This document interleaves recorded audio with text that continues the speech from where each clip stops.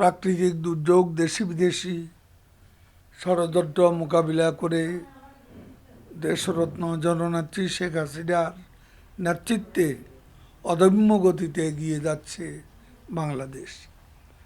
মধ্যম আয়ের সিঁড়ি বেয়ে বাংলাদেশ আজ উন্নয়নশীল দেশের কাতারে। আর্থসামাজিক প্রতিটি সূচকে অর্জন করে চলছে ঈর্ষণীয় অগ্রগতি। বদলে যাওয়া বাংলাদেশের চলমান গতিতে অনেকের গাছছোড়া হবে। যারা দেশের এগিয়ে যাওয়া পছন্দ করে না, যারা দেশের অর্জনকে হিংসা করে, সমৃদ্ধির স্বপ্নযাত্রায় নতুন উচ্চতা লাভকে যারা মেনে নিতে পারে না, তারা দেশে বিদেশে নানান ষড়যন্ত্র করে। এই ষড়যন্ত্রের ধারাবাহিকতা বিভিন্ন সময়ে আমরা প্রত্যক্ষ করেছি।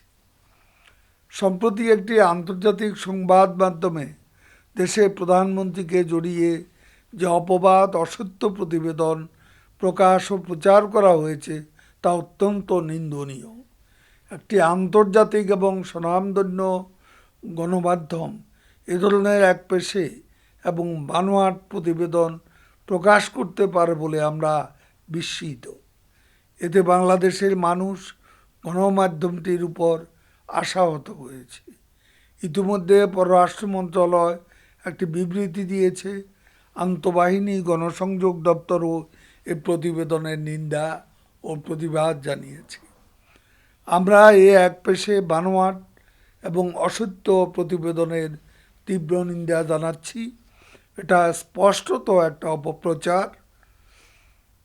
আল জাজিরার মতো গণমাধ্যমে এমন একপেশে এই অসত্য প্রতিবেদন প্রকাশের ফলে তাদের ক্রেডিবিলিটি প্রশ্নবিদ্ধ।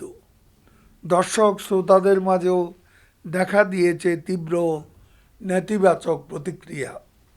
যারা দেশের স্বাধীনতাকে এখনও মেনে নিতে পারেনি, যারা দেশের অর্জন এবং অগ্রগতিকে হিংসার চোখে দেখে, যারা বঙ্গবন্ধুর হত্যার বিচার এবং যুদ্ধাপরাধীদের বিচার মেনে নিতে পারেনি, আমরা মনে করি এই প্রতিবেদন তাদের কৌশলী ষড়যন্ত্রের ধারাবাহিকতা।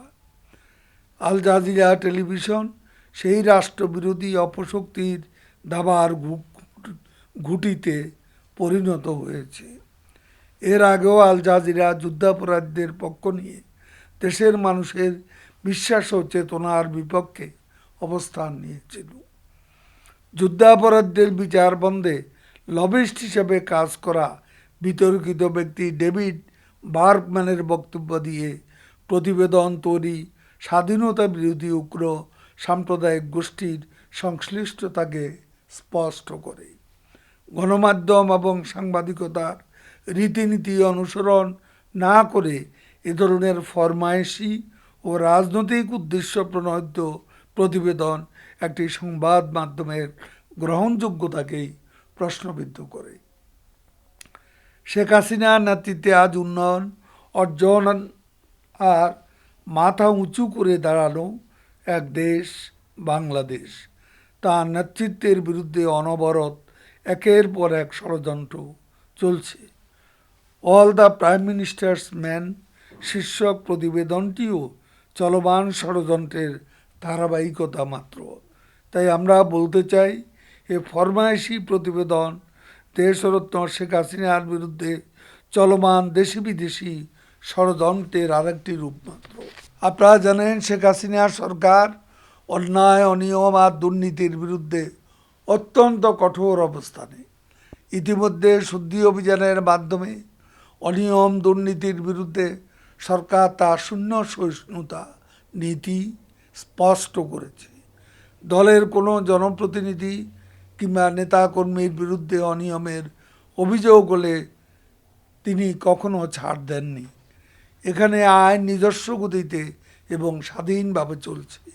দুর্নীতি দমন কমিশন নিজস্ব আইনগত ক্ষমতা কর্তৃত্ব অনুযায়ী চাপ মুক্ত হয়ে কাজ করছে।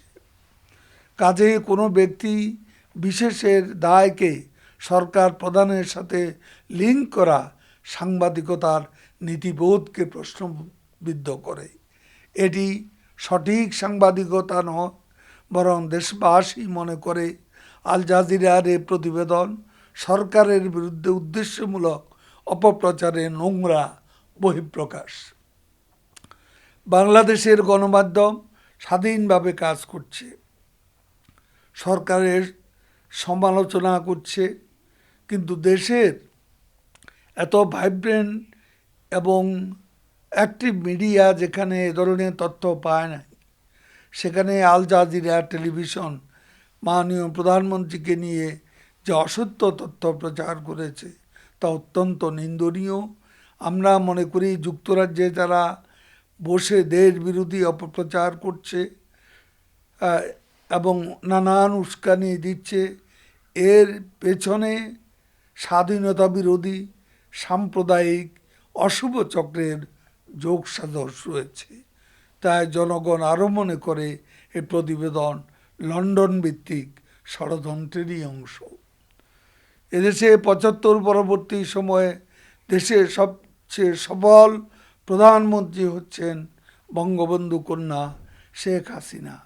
তার সাহসী সুদক্ষ নেতৃত্ব আজ বিশ্বব্যাপী প্রশংসিত। দেশে বিদেশে বসে দেশ এবং সরকারের বিরুদ্ধে করা ষড়যন্ত্র অপপ্রচার কোনো কাজে আসবে না, বরং বুমেরাং হবে। দেশরত্ন শেখ হাসিনার প্রতি এদেশের মানুষের আস্থা ইস্পাত কঠিন। স্বজন হারানোর কষ্ট ভুলে এদেশের মানুষের ভাগ্য বদলে এবং পিতার স্বপ্ন পূরণে অবিরাম পরিশ্রম করছেন তিনি। তাঁর অসাধারণ নেতৃত্বে আজ যাদের গাত্রদাহ হচ্ছে, তারা শেষ অস্ত্র হিসেবে অপপ্রচারকে বেছে নিয়েছে। আমরা বলতে চাই, কোনো অপচেষ্টা করে লাভ নেই। জনগণ শেখ হাসিনার সাথে রয়েছেন। এতে এত অপপ্রচারের পরও চলমান পৌরসভা নির্বাচনে দেশরত্ন শেখ হাসিনার প্রার্থীরা বিপুল ভোটে বিজয়ী হয়েছে।